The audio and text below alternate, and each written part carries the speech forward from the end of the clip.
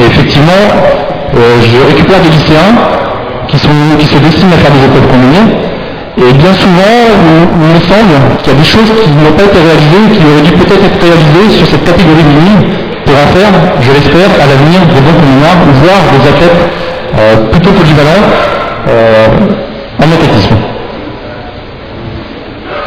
Donc, premièrement, je suis en train de regarder si j'ai bien tout raconté. Donc, forcément des évidences, donc je parle vraiment de ce qui est communément admis, comme l'a dit Philippe. On estime que l'athlétisme, la pratique des épreuves combinées, c'est quelque chose de pluridisciplinaire. On a des résultats, donc c'est une photo de la Coupe d'Europe qu'on a gagnée cette année, donc chez les seniors, donc il y a des résultats marquants depuis plusieurs années. Tout le monde s'accorde pour dire que ça évite la monotonie, que ça permet de former des athlètes complets, et pourtant, quand on regarde les chiffres de participation aux épreuves combinées, donc c'est ici, y a-t-il vraiment beaucoup de participants minimes aux compétitions d'épreuves combinées? Donc chez les minimes, c'est l'octathlon, donc c'est comme un décathlon, moins le 400 mètres et moins la longueur. Chez les filles, c'est un heptathlon, donc c'est la même chose dans le même ordre que les plus grands, avec la seule différence essentielle, c'est que la dernière épreuve n'est pas à 800 mètres mais à 1000 mètres. Donc ensuite, l'autre question, c'est si on veut en faire des athlètes accomplis qui se réalisent dans leur vie athlétique future, c'est est-ce que ces meilleurs des bilans minimes, est-ce qu'on les retrouve ensuite? Est-ce que les meilleurs minimes d'une génération sont ensuite dans les équipes de France seniors? Est-ce qu'ils continuent à pratiquer des épreuves combinées ou plutôt des épreuves individuelles? Donc j'ai regardé les chiffres. Donc chez les minimes, quand on regarde, vous avez les 10 dernières années. Ici, vous avez le nombre de licenciés de la catégorie. Donc quand on regarde les chiffres bruts, on peut se dire, tiens, en 2013, il y a eu un petit peu plus de participants sur l'heptathlon minimum. Si on regarde l'heptathlon des mini-filles, de la même manière, vous avez ici donc le nombre de licenciés de 2004 à 2013, et vous avez aussi une participation qui sera de la hausse. Oui, mais quand on regarde ce nombre, donc cette participation à un heptathlon ramenée au nombre total de licenciés, on s'aperçoit que sur les 10 dernières saisons, moins de 6,35% des minimes et ou à peu près 7% des mini-filles ont pratiqué les épreuves combinées. Tout le monde dit qu'il faut faire des épreuves combinées, et pourtant, très peu participent et se réalisent et font des compétitions d'épreuves combinées. Donc moi, ça me pose un souci, puisque 6%, c'est quand même pas beaucoup. L'idée, c'est pas que 100% des minimes participent aux épreuves combinées, mais que peut-être dans ce qui est proposé au sein des clubs, même si on a l'impression de faire de la pluridisciplinarité, ça n'amène pas forcément à la pratique des épreuves combinées. Les épreuves combinées, c'est vraiment une épreuve à part entière. Il faut arrêter de croire que quelqu'un qui fait des épreuves combinées, c'est quelqu'un qui est moyen partout et qui se met aux épreuves combinées. Non, les épreuves combinées, c'est une épreuve avec des caractéristiques particulières, donc ça va être l'objet de mon intervention, et un bon combinard, Kevin Mayer, ou si on prend un Newton, le recordman du monde, quand vous regardez les performances qu'il réalise en individuel, il pourra avoir sa place largement dans des finales olympiques ou mondiales, sur la longueur, voire sur le 400 mètres, sur le 100 mètres, enfin voilà, peut-être pas sur le 100 mètres, mais il est quand même assez rapide, mais pour intégrer une finale mondiale, c'est assez compliqué. Vous voyez bien qu'il y a quand même une différence entre le discours et la réalité.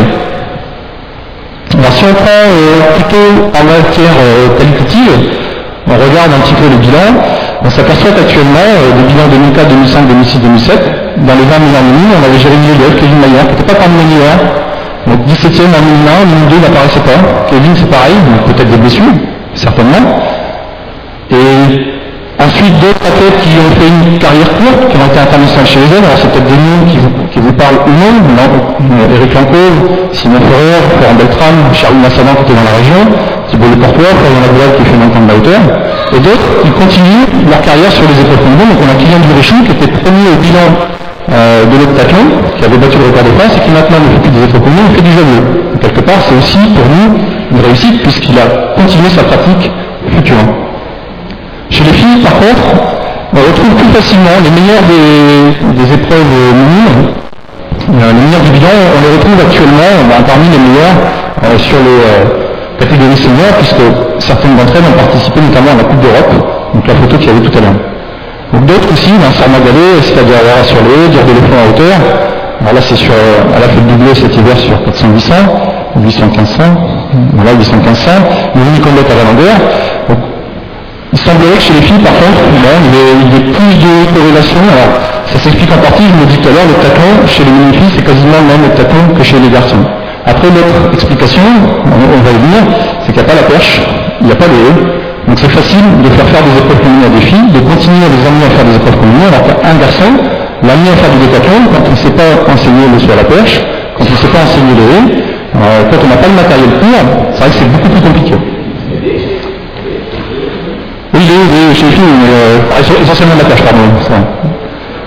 Surtout la perche. Donc le double objectif pour moi, c'est de réussir à intéresser nos jeunes à travers une pratique adaptée, pluridisciplinaire, orientée si possible d'épreuves combinées, vers une pratique des épreuves combinées chez les minimes. Donc on pourrait espérer atteindre peut-être un quart de pratiquants, 25%. On dit que c'est bien les épreuves combinées, vous voyez, on n'est même pas à 8%. Et permettre aussi à ces jeunes de s'accomplir dans leur vie athlétique future, en épreuves combinées ou autres. Est-ce que cette formation pluridisciplinaire n'est pas handicapante pour l'avenir? Donc traditionnellement, alors j'ai dit l'école d'athlétisme, c'est Philippe qui me le faisait remarquer, et c'est vrai que les minimes étaient intégrés à l'école d'athlétisme. Donc dans le fonctionnement, les minimes sont encore malheureusement et trop souvent dans le fonctionnement d'une école d'athlétisme avec 1 à 2 séances par semaine, qui ne sont pas suffisants, notamment au regard de la pluridisciplinarité et du nombre d'épreuves à travailler en épreuve combinée. Donc avec une alternance d'un concours, d'un saut, d'un lancer. Alors je dis planifié, pas programmé, puisqu'en fait on regarde les compétitions à venir et puis on se dit tiens, là la compétition, il va y avoir des javelots, je vais faire des javelots la semaine qui précède la compétition. Donc quelquefois les mineurs mini sont intégrés avec les cadets, donc il y a une partie commune au début, les 3 groupes, et une partie commune ensuite. Donc cette organisation ne semble pas permettre la pratique des épreuves combinées en compétition, en plus de tous les freins identifiés ici, pas seulement, ça pourra peut-être vous faire réagir ensuite, mais l'hétérogénéité du groupe, en termes de niveau des arts, filles, garçons, ne font pas les mêmes épreuves. On a des minimes, ça fait 4 ans qu'on les a, il y a des minimes qui viennent d'arriver. Les épreuves combinées, l'été, c'est une compétition spécifique sur 2 jours, donc il faut être disponible, il faut se rendre dans la compétition, il faut être présent avec les gamins sur 2 jours, donc forcément ça engendre des frais plus importants. Et puis je parlais de la pratique et du transport des perches, qui est vraiment un facteur limitant dans les clubs à la pratique des épreuves combinées. Donc moi j'ai quelques solutions par rapport à ça, quelques idées, pour montrer qu'il est quand même malgré tout possible chez les minimes de pratiquer les épreuves combinées et le saut à la perche. Donc quelle proposition d'organisation? J'essaie d'être assez concret, c'est-à-dire que je pense que Philippe a bien vu le truc, on me faisait intervenir à la fin, vous avez eu beaucoup d'informations. Moi dans mon propos j'ai essayé un petit peu de formaliser les différents éléments que vous avez pu avoir sur le week-end et voir comment on peut essayer sur une saison, dans une séance, à organiser un petit peu tous les éléments que vous avez eus pour essayer de donner du sens et du lien et, si possible, amener à la pratique des épreuves combinées. Donc en termes d'entraînement, toujours en termes aussi de carrière, ils partent tout en bas et l'objectif c'est de les amener le plus possible. Et aussi dans la saison, puisque un jeune restera aussi à l'athlétisme si, à mon sens, il se fait plaisir, il a des copains, l'importance de la convivialité, mais aussi s'il a des résultats en compétition. S'il a des résultats, il sera plus facilement approché, il sera forcément plus enclin aussi à s'investir et à continuer dans sa pratique. Donc il faut garder à l'esprit que les jeunes viennent à l'athlétisme pour faire de l'athlétisme. Donc avant tout, il faut pratiquer les spécialités. Donc après, il peut y avoir comme objectif de l'entraîneur de travailler plutôt la condition physique, et d'utiliser les spécialités comme des outils pour développer la condition physique, mais les jeunes, eux, à lui, ce qui les intéresse, c'est de pratiquer avant tout la spécialité et l'épreuve de l'athlétisme.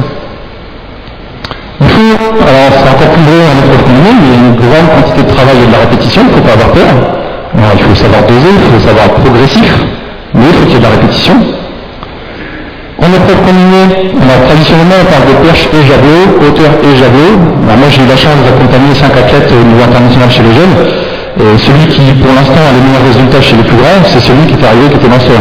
Donc moi je mets de lancer, d'une manière générale, pour moi il faut lancer. Si on veut faire un jour des épreuves combinées, il faut savoir lancer, il faut savoir lancer tôt. Et beaucoup, et différents engins.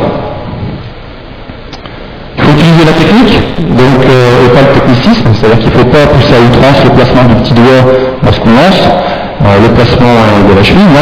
Il y a des choses qui sont transversales, qui permettent de gagner du temps, c'est ce qu'on appelle les fondamentaux.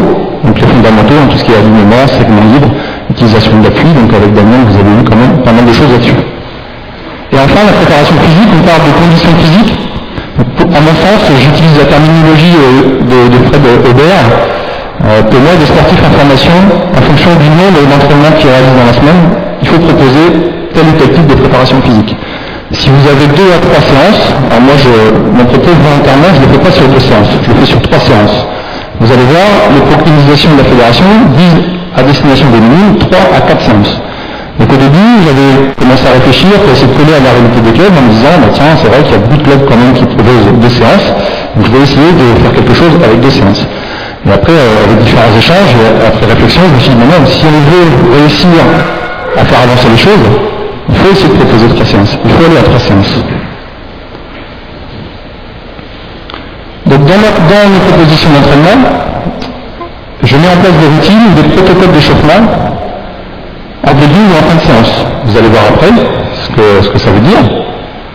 Je donne une forte importance à la course, sous toutes ses formes. En épreuve combinée, donc il y a les sauts, il y a les courses, il y a 3 lancers, donc il y a 7 épreuves sur 10 sur le décathlon qui sont quand même intéressés par la course.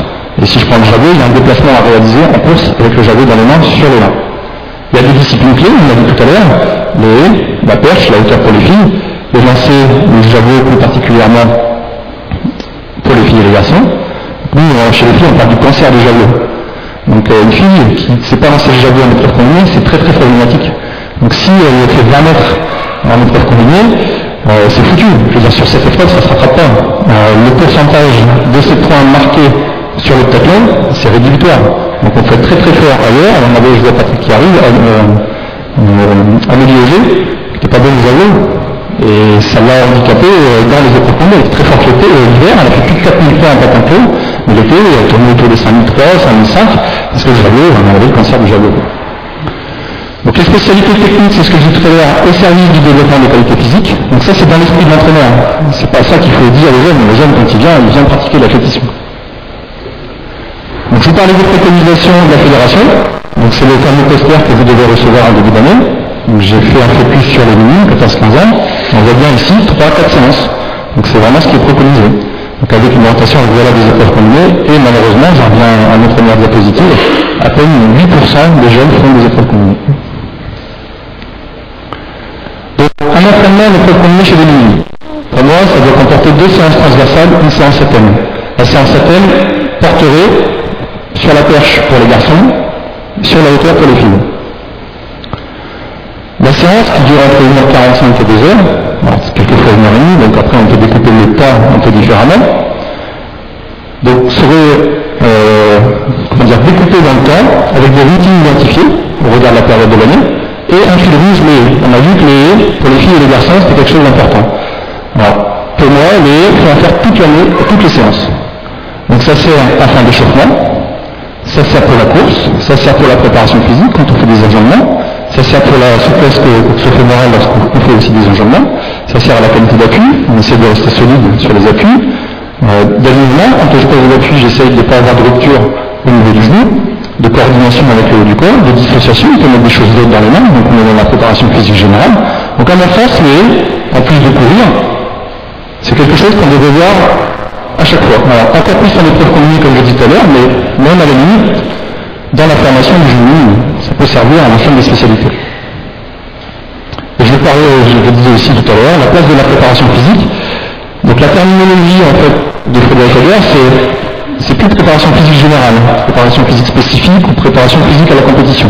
C'est plutôt on parle de préparation physique intégrée, associée ou dissociée. Intégrée, c'est quand je fais l'exercice, et bien la répétition de l'exercice fait que je développe inévitablement la condition physique. Associé, c'est dans une même séance, j'ai 2 heures, je réserve 30 minutes liées à la préparation d'une qualité physique. Dissocié, c'est je m'entraîne 4 à 6-7 fois par semaine, et là j'ai une séance dans la semaine qui est réservée exclusivement au développement des qualités physiques. Donc je pense que pour des minimes en formation, c'est difficile de les intéresser en bloquant dans la semaine quand ils viennent 3 fois par semaine, une seule séance exclusivement réservée, même au début de l'année, au développement des qualités physiques. Je pense que la préparation physique intégrée est associée, avec une part importante liée à la prophylaxie, c'est ce que vous avez vu avec Olivier Poli, où là justement, il y a des exercices de renforcement qui permettent de faire de la prévention et qui sera utile ensuite à la formation, je parlais de carrière tout à l'heure, du jeune dans sa carrière future en athlétisme. Donc les différents en temps, alors il y a 3-4 temps, en fonction du temps qu'on a. Si on a 2 heures, c'est plutôt 4 temps. Donc j'ai mis volontairement en gras ce qui pouvait faire travailler les qualités physiques. Donc les 30 premières minutes liées à l'échauffement et les fondamentaux, donc on retrouve l'endurance, la coordination, la technique de course, des impulsions, des appuis, des rebonds. Plus que des impulsions ou de l'appui, on peut parler de rebond, la proprioception, tout ça pour travailler la force du pied. Daniel vous l'a dit, c'est ce qui relie l'individu au sol, donc ça c'est important. On pourrait parler de résistance aux écrasements, donc essayer de ne pas se déformer à la pose d'appui. 30 minutes, quelle que soit la séance, toujours orientée sur les courses, donc là on travaille la coordination, la vitesse, la souplesse. 45 minutes plutôt sur les spécialités, et 15 minutes, si on est sur 2 heures, si on a le temps, mais on peut commencer l'initiation à la musculation, du gainage, du renforcement, des étirements, de la proprio, et là on est plutôt sur la force et la souplesse. Donc ça c'est très théorique. On sait très bien que quand on est jeune, on est toujours en train de courir, on arrive en retard, on est toujours pressé à la fin, bien souvent c'est la dernière partie qui chante. Mais malgré tout, je pense qu'il faut avoir dans son esprit un petit peu cette forme d'organisation. Ce qui pourrait donner ça sur les 2 séances transversales par semaine, une mise en route avec un footing orienté où là on travaillerait déjà l'aérobie. Donc plutôt que de faire un footing à allure constante sur un temps déterminé, peut-être à l'intérieur mettre une variation de rythme, peut-être mettre des diagonales, peut-être passer des haies dans la mise en route. Des routines plutôt d'échauffement, alors sur une des séances de la semaine, ça pourrait être plutôt des gammes sur des pieds et des choses liées à l'impulsion, tout ce qui est hop 2, hop 4, tout ce qui est corde à sauter. Ici, sur la deuxième séance, ce serait plutôt un circuit. Donc ça fonctionne bien quand on est du monde. On intègre des éducatifs qu'ils ont réalisés sur cette séance-là, par exemple, pour faire un rappel. On a des exercices liés à du renforcement, des bondissements, de la proprio, des meeting des tours sur un temps déterminé. Ensuite, toujours la partie liée sur les haies et la course, avec une partie sur des enchaînements de haies, plus la course plutôt axée sur la vitesse. Et de l'autre côté, par contre, on sera sur la technique haies, des parcours sur les haies. Donc là, on sera vraiment sur l'activité haies. Ensuite, des spécialités de 45 minutes. Ce qui peut être intéressant, là vous allez voir, je vais modérer notre propos ensuite, c'est que plutôt que de faire semaine par semaine un changement de spécialité, alors vu toutes les spécialités qui peuvent exister en athlétisme, on pourrait se retrouver une semaine où on fait du poids, la semaine d'après on fait du javelot, la semaine d'après on peut faire du marteau, la semaine d'après on fait le disque, et ce qui fait que 5 semaines ensuite on se retrouve à refaire la première activité. Donc là on a un peu lorsqu'on cherche à avoir de l'apprentissage dans la difficulté, puisqu'on est en train de tourner sans arrêt sur les épreuves. Là. Ça part d'un bon sentiment, on va leur faire découvrir toutes les spécialités. Donc moi je préconise plutôt de fonctionner sur des micro-cycles. Donc de 2 à 3 séances autour de la même spécialité, pour essayer justement d'avoir un apprentissage qui se fait peut-être d'une meilleure manière que quelque chose qui revient une fois tous les 5 semaines. Et enfin, une dernière partie liée à la préparation physique associée. Donc là, c'est un temps, je vous disais, associé, qui est prévu dans la séance. Alors là, on parle des gainages, vous avez vu les postures ce matin, les proprio, l'initiation à l'altéro. La séance, ça peut être, si là on a fait footing orienté, qu'on estime qu'on est au début de la saison, donc là, l'aérobie et la PMA est importante, on peut peut-être en rajouter un petit peu ici. Donc j'ai juste un lien sur lequel je dois cliquer.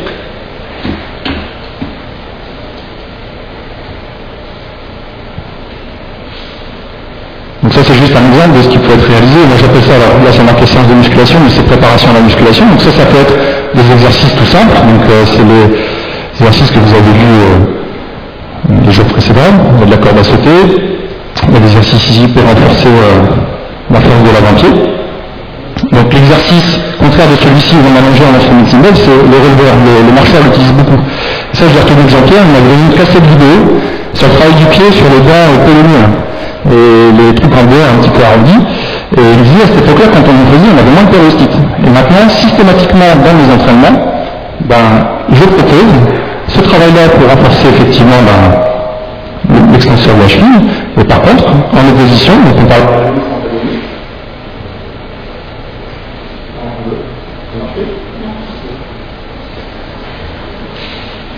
Ça marche là, non. On peut parler d'agoniste-antagoniste. On fait les releveurs, donc les releveurs on est assis sur les fesses, les pieds au sol, il y a un partenaire qui tient les pointes de pied, et le partenaire essaie de relever ses pointes de pied. Donc ce travail d'agoniste-antagoniste, des releveurs, quand on dit un jeune arme ton pied, s'il n'a pas les moyens physiques pour armer son pied, si c'est pas ce que c'est armer son pied, il va peut-être falloir essayer de renforcer un petit peu les muscles qui se situent devant le tibia.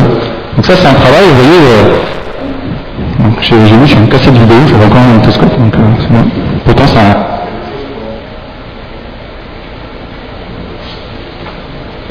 Patrick Sinon je vais parler avec ça, mais c'est plus pratique. Et c'est comme ça. Donc voilà, c'est juste des exemples.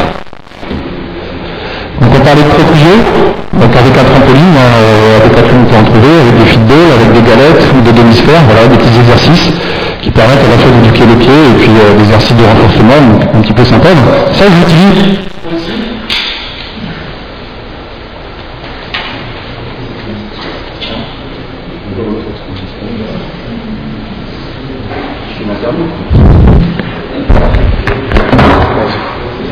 Vous m'entendez comme ça? Ouais. Bon. Voilà, c'est un peu, mais je ne sais pas chanter moi. Donc voilà, je disais, c'est des exercices qui peuvent être proposés chez les plus jeunes, mais que moi j'utilise encore chez les espoirs des seniors. Donc après, c'est juste la variation de la charge, c'est-à-dire le volume, l'intensité, la complexité de l'exercice, la durée, la nature de la récupération, qui font que c'est plus ou moins dur. Mais les exercices restent les mêmes, après on les utilise différemment.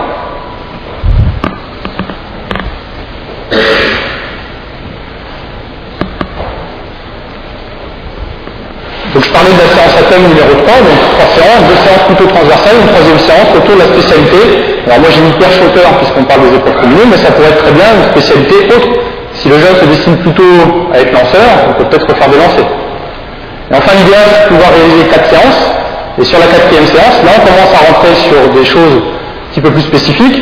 Si on veut développer un petit peu plus la condition physique autour de l'endurance, de la souplesse, de la préparation physique en général, la prépa à la muscu, ou je peux encore parler de point fort, point faible, faire une méthode dans laquelle on est le moins bon, cette 4e séance pourrait servir à ça.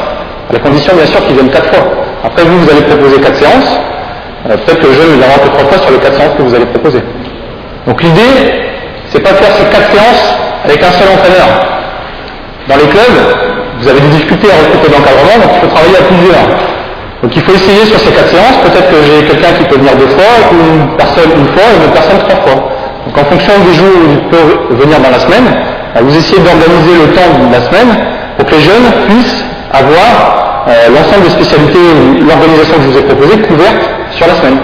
Donc c'est un peu comme ça qu'il faut réussir à fonctionner à mon sens, avoir un chef d'orchestre qui quand même ait la main sur les différentes orientations de période à période, mais pas être forcément tout seul à intervenir sur cette population-là.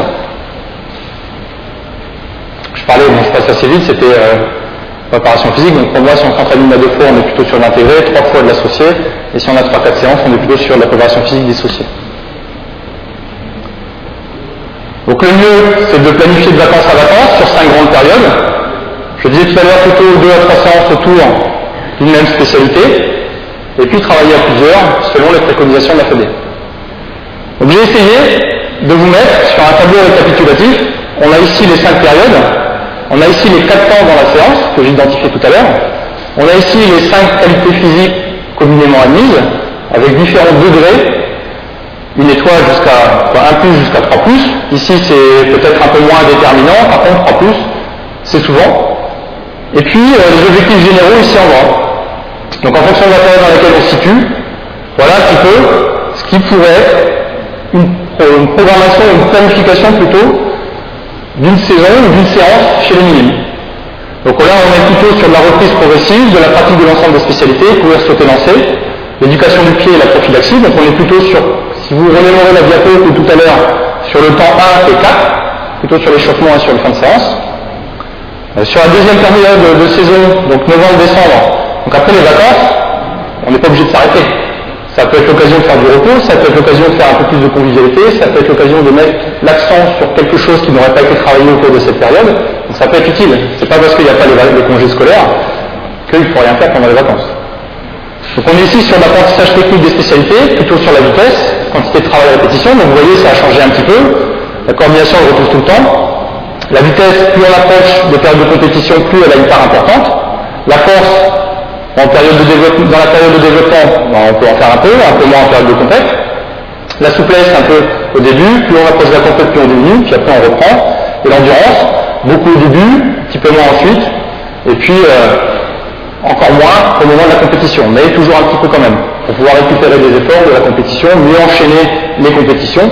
Nous c'est assez important. Même si en épreuve combinée il n'y a que 1000 ou 1500 mètres, Alors c'est que les jeunes ont du mal à le comprendre, mais c'est une qualité physique qui est importante puisqu'elle permet de mieux s'entraîner, de mieux récupérer entre les différents efforts pendant le décathlon, de mieux récupérer des entraînements d'une semaine sur l'autre, et de mieux récupérer d'une saison sur l'autre. Donc cette qualité physique d'endurance ou l'aérobie est très importante.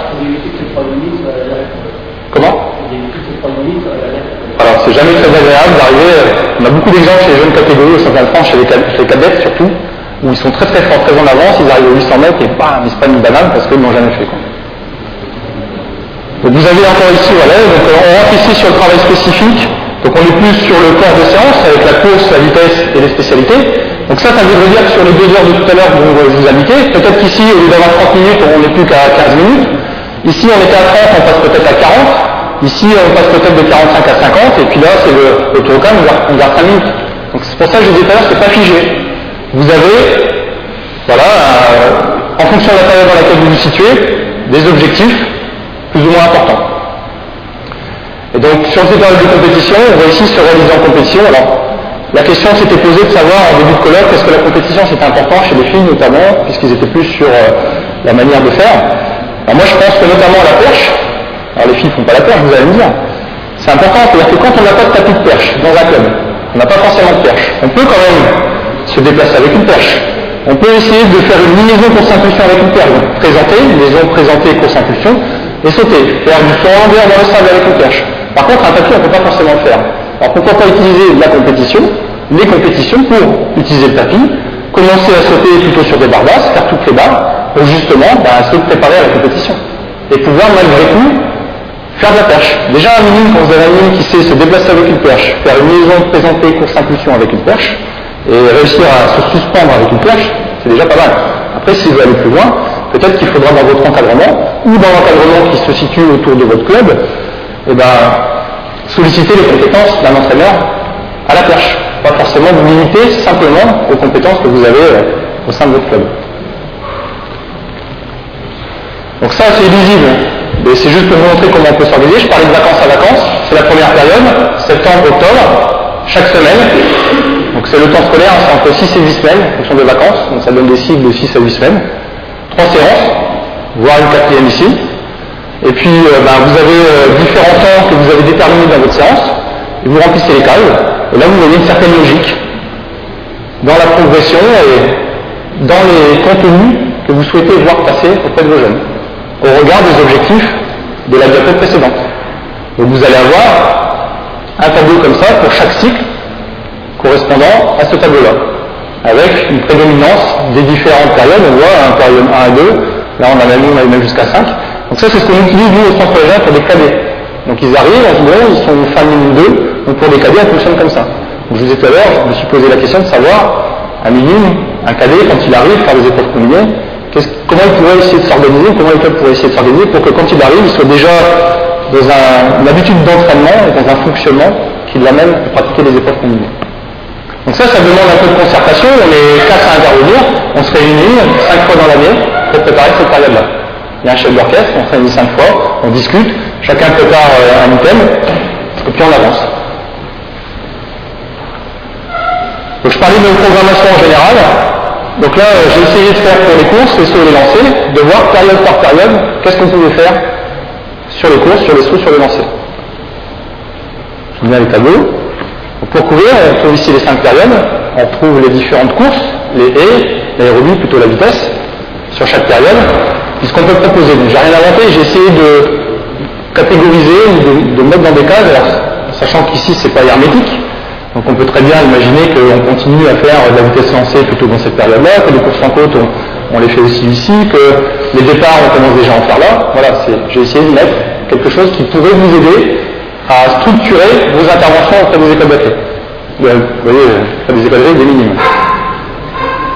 Donc, je vous laisse regarder.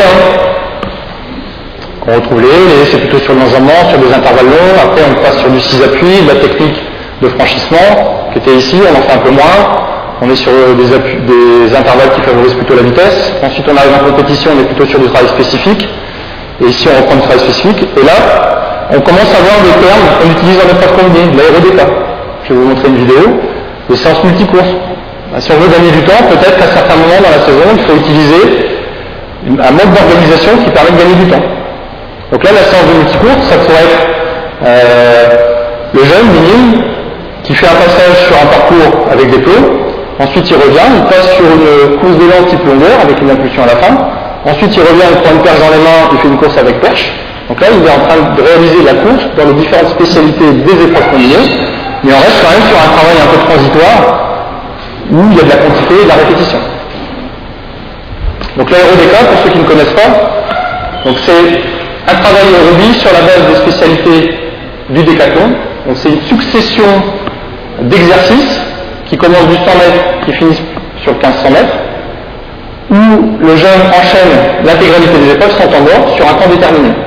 Donc on travaille, la qualité première qui est développée, c'est l'aérobie, l'endurance, mais en même temps, on travaille aussi un petit peu les techniques en situation de fatigue.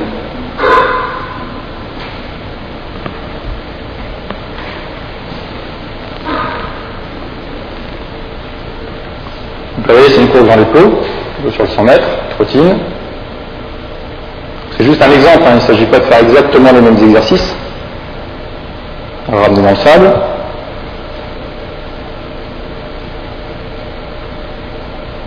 Donc ça c'est connu hein, des entraîneurs d'épreuves combinées, peut-être un peu moins des autres. Donc ce système-là peut être utilisé chez les jeunes. Vraiment, quand on a du nombre, c'est facile de mettre en place, ça demande un peu de préparation au début, mais c'est facile de mettre en place et de faire tourner les jeunes sur l'ensemble des ateliers. Vous définissez le nombre de répétitions,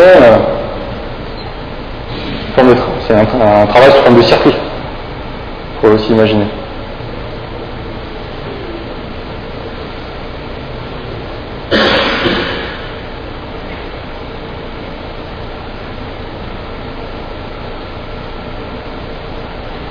Moi j'utilise beaucoup ça aussi en préparation physique, où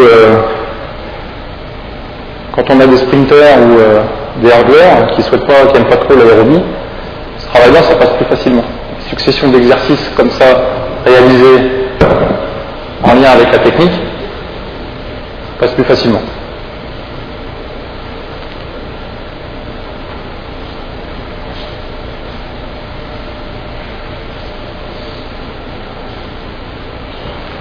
Là, c'est sur le disque, donc on utilise la cage. Il va assez vite parce qu'il est déjà 16 heures. Vous avez compris le principe, hein, donc après il y a un saut en longueur avec une perche dans les mains. Le javelot, on reprend contre la cage. Puis à la fin, une course plutôt allure footing améliorée. Je ne sais pas si c'est un type de travail que vous aviez déjà vu, mais c'est quelque chose qui peut être utilisé chez les jeunes. Donc la même chose pour les sauts. Une séance, je disais à peine, orientée perche-hauteur. Des routines, puisqu'on est sur les sauts, avec des impulsions, des rebonds.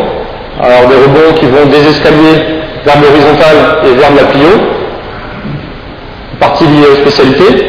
Donc on peut, au début de l'année, alterner une séance longueur et une séance hauteur. Par contre, dans cette période-là, fonctionner par microcycle de 2 à 3 séances. Où la première séance, je vais travailler plutôt quelque chose sur la course d'élan, plus après du saut global. Une deuxième séance où je vais travailler sur la liaison course impulsion, donc les impulsions de hop 4, ce genre de choses. Et ensuite, je vais passer sur du geste global. Et après, peut-être un travail sur le ramené, des exercices de ramené, et après, je passe sur du saut global. Donc ça vous donne déjà 3 séances possibles sur la longueur ou sur la hauteur. La même chose sur la spécialité. Donc là, on est plutôt orienté vers des lents complets. Et puis on reprend un des exos spécifiques des différentes phases du saut. Ici, on prend les séances de multisaut.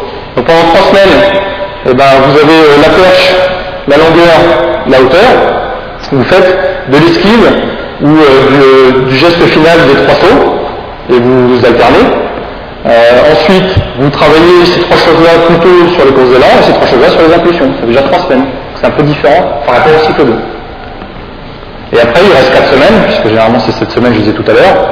On fait 2 semaines de longueur et 2 semaines de hauteur. Ça peut être ça. Et enfin, après, je remets en compétition comme terrain d'expression. Je parlais de la perche tout à l'heure. Là, on rentre plutôt dans l'individualisation. Alors, c'est difficile quand on a beaucoup de monde, mais peut-être proposer des exercices qui correspondent aux points faibles qu'on aurait détectés sur le reste de la saison. Et bien sûr, toujours la prédominance de la vitesse, c'est la notion d'accélération. En épreuve combinée, dans tous les lancers, il y a toujours de l'accélération. La même chose sur les lancers.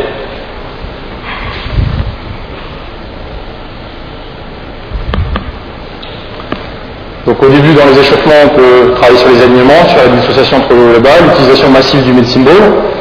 L'idée au début, c'est peut-être de favoriser d'abord la distance. Donc on met dans les mains des jeunes plutôt des engins adaptés, type vortex, type anneau, massue, qui permettent de faire de la distance, qui sont assez plaisants.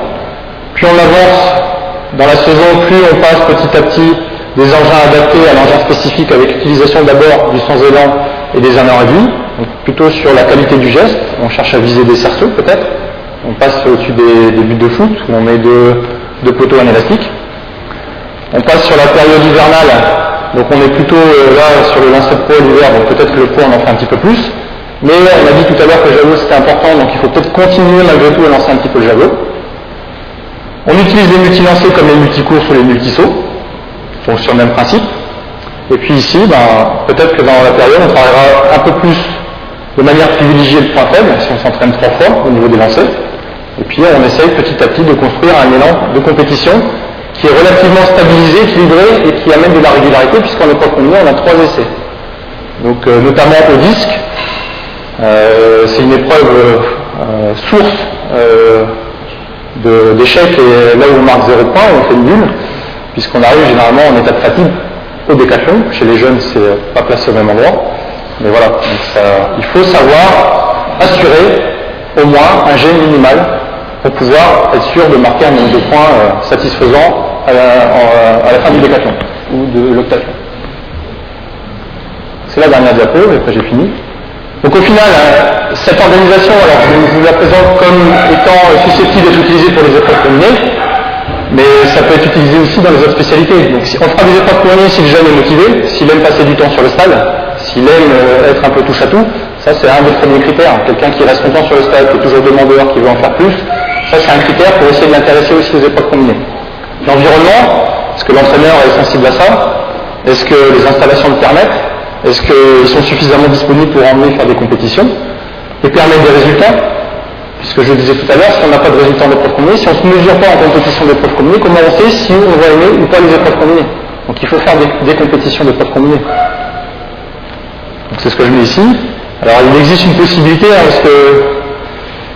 qui éviterait peut-être les coûts, qui éviterait aussi le temps passé à la disponibilité, c'est de faire pratiquer des épreuves en temps réduit.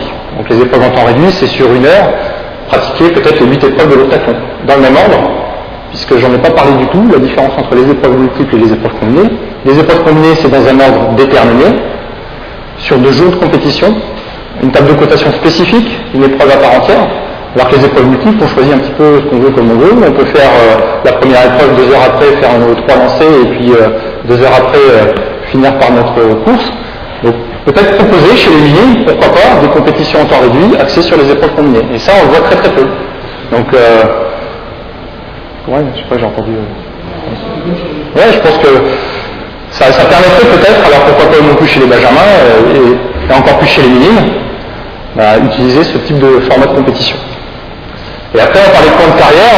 Ce qui fera la différence au final, c'est rester maître de sa technique, de son gainage, en état de fatigue. Et c'est ce qui constituera l'axe de travail du futur décathlonien. Donc il sera capable, en situation de fatigue, malgré tout, d'être performant et de réaliser des bonnes performances sur les dernières épreuves. Il fera peut-être un bon décathlonien. On voit sur les 2 totaux de journée, les 2 totaux, pardon, première journée, quelqu'un qui est un peu sprinter ou sauteur, il va bien s'en sortir. Et on voit un vrai décathlonien à la 2e journée. Quand il arrive Romain Barras, il marque plus de points à sa 2e journée qu'à sa première journée, alors qu'habituellement c'est l'inverse. Et donc, la 2e journée, c'est là où on a les épreuves techniques, le disque, la perche, le javelot et le 1500. Donc les 4 premières épreuves, ce sont celles qui, généralement, sont limitatives dans la pratique des épreuves combinées. Et enfin, un individu à connaître dans ce contexte, avec ses points forts et ses points faibles. Donc petit à petit, on rentrera dans l'entraînement, dans de la programmation. Cette fois-ci, on n'est plus dans la planification. Au début, on organisait dans le temps les différentes séquences d'entraînement. Après, on va commencer à programmer, essayer de faire en sorte que les séances qui se succèdent aient un impact réel sur la condition physique et sur l'état de forme de notre jeune pour l'amener en forme à la compétition. Et on regarde de son profil, de ses points forts et de ses points faibles. Et j'en ai terminé.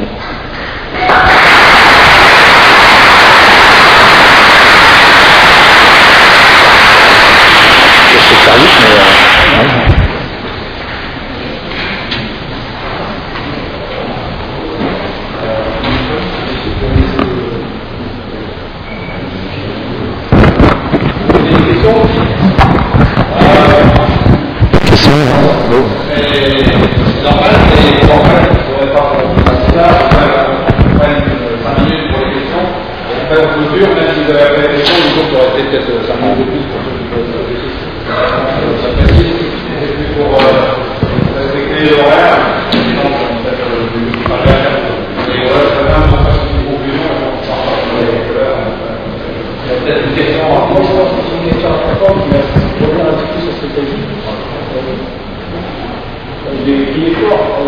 sais pas si vous connaissez les épreuves combinées chez les benjamins.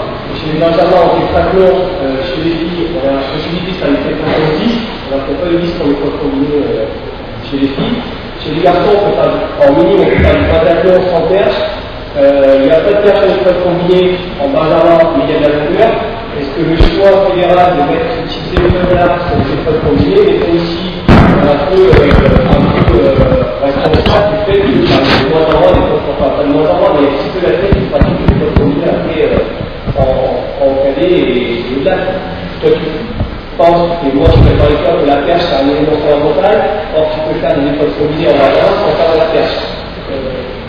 C'est un peu contradictoire. Tu ne pourrais pas te donner une réflexion du choix des épreuves chez les benjamins multiples et qui permettrait de faire en sorte que tout le monde se les on ne peut que être d'accord avec ce que tu dis.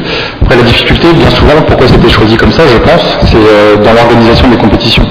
Quand on a des mini, notamment l'hiver, quand on choisit de leur faire pratiquer des épreuves combinées sans la perche, c'est que dans la salle, quand il n'y a qu'un seul tapis, c'est compliqué quand on a toutes les spécialités, les cadets, les juniors, les espoirs et les seniors. Donc je pense que c'est pour ça que ça a été proposé. Mais après, moi, je peux qu'abonder dans ton sens. Dans mon sens, ce serait bien qu'ils puissent pratiquer vraiment les épreuves qui correspondent aux épreuves qui vont les voir après. Après, il faut que dans votre esprit, je pense que toi tu le sais, mais il ne faut pas forcément préparer le benjamin à la compétition. Voilà, c'est ce que je disais tout à l'heure. Il faut peut-être envisager la préparation de nos jeunes dans quelque chose sur le plus long terme. Et effectivement, c'est pas parce que dans les épreuves communes, ils ne pratiquent pas de perche qu'il faut peut-être pas orienter le travail là-dessus, quoi. Voilà, c'est la même chose sur les haies. Il y en a ici qui sont déjà pleins parce qu'elles étaient trop basses pour les benjamins et qu'après ça faisait un grand pas pour être minime. Sauf que Doucouré, il n'a jamais fait de haies à 91. Si vous êtes bon entraîneur, si votre benjamin il est bon, il ne fait pas de 65, il va déjà faire de 76. Parce qu'il est brillant. Et on s'en fout en compétition, s'il arrive à s'entraîner sur 76, il sera bon sur 65. Donc là c'est pareil, c'est pas parce qu'il n'y a pas la perche qu'il ne faut pas en faire pour autant. Et je pense aussi, parce que l'I2AF avait fait comme ça pour les épreuves cadets, il n'y avait pas de perche à l'époque pour le championnat du monde. Pourquoi? Ça a changé, parce que la France a fait passion, entre autres. Mais si vous empêchez l'Afrique d'être présente au championnat du monde, c'est ça que ça veut dire. Donc chez les benjamins, c'est la même chose. Si tu lui imposes la perche, tu vas diminuer le nombre de benjamins accédant aux épreuves combinées, de par le profil des clubs, du matériel, etc. Donc c'est toujours un choix entre une animation et une préparation à une vraie carrière. Il est toujours un dilemme qui n'est pas facile à résoudre. Après, moi c'est la première fois, j'étais un peu stressé au début, que je réalise ce genre de prestation et de présentation. Est-ce que ça correspond à vos attentes? Parce que si vous n'avez pas de questions, moi j'en ai une. Est-ce que ça vous a parlé? Est-ce que je vais pas raconter des bêtises? Est-ce que ça vous a intéressé? Voilà. C'est pas obligé de dire oui. Hein. C'est dur de se retenir, parce que c'est des fiches effectives. C'est-à-dire des fiches. Papier, ce que tu as présenté. Alors ça vous l'aurez. Alors tu l'es bien.